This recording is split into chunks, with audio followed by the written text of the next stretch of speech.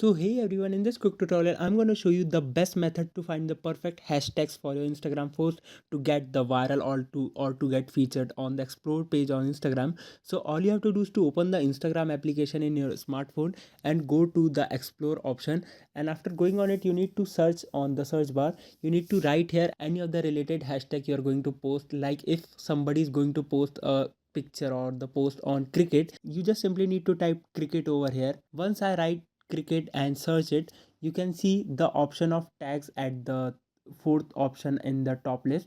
Just click on this option, and once you click here you can see all the related tags from the cricket has been now appeared in front of you, and these are the tags which are trending on Instagram. Like you can see cricket lover has 1.9 million posts, or the cricket lovers has 4.6 million posts. So by this method you can find the trending hashtags on Instagram. I hope this video will be helpful for you. Make sure to hit the like button and subscribe button for more such helpful and interesting tutorials.